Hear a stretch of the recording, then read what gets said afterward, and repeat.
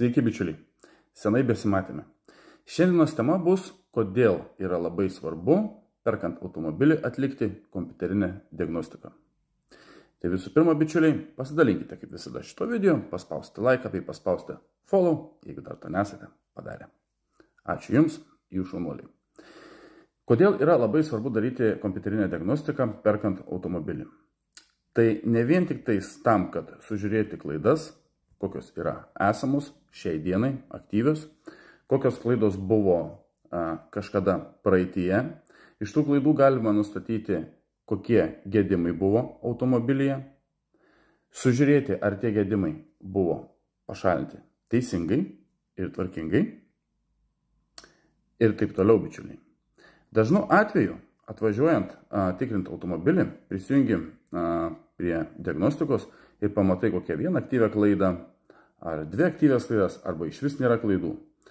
Tai kompiuterinės diagnostikos pagalba taip pat galime nustatyti, kada tos klaidos buvo nutrintos. Reiškia, prieš kiek kilometrų jos buvo nutrintos.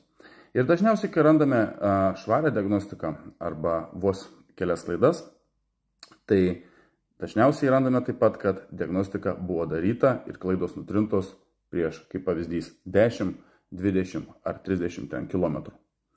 Tai vėlgi, kodėl tai buvo padaryta? Todėl, kad paprasčiausiai nepamatytumėt istorijos, kas buvo su automobiliu blogai, kaip pavyzdys, prieš jį parvarant, suremontuojant ir taip toliau. Galbūt pardavėjas nori nuslėpti kažkokį tai gedimą.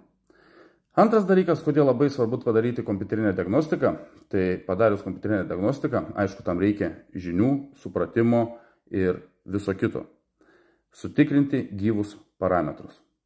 Tai gyvus parametrus sutikrinti tiek variklio komponentų, tiek pavarų dėžės, sužiūrėti, kada buvo keisti tepalai pavarų dėžė, kaip pavyzdys, kada buvo keisti tepalai variklyje paskutinį kartą ir taip toliau, bičiuliai. Netgi rodo kompiuterinė diagnostika alyvos kokybė. Ar vis dar gera, ar jau laikas keisti, nors kaip pavyzdys pardavėjas sakė, nieko čia nereikia keisti, pakeičiau tepalus prieš 3000 km. Taip, gal tu ir pakeitė tuos tepalus prieš 3000 km, bet dėja jie buvo pakeisti nekokybiški.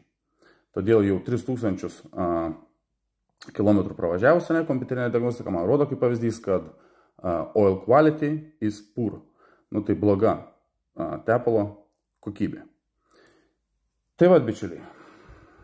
Kompiuterinė diagnostika yra tikrai labai svarbus dalykas, todėl visiems tikrinantiems automobiliams ją atliekame visų pirma, nes tai yra labai svarbu.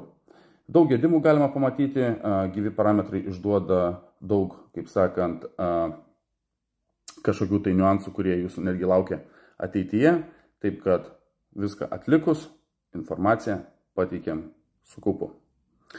Ačiū visiems, bičiuliai, jeigu reikia paslaugų, žinote, kur kreiptis ir gausite kokybiškai atliktas paslaugas ir tikrai manau, kad nenusivilsite. Ačiū dar kartelį už dėmesį ir gražaus jums likusio sekmadienio.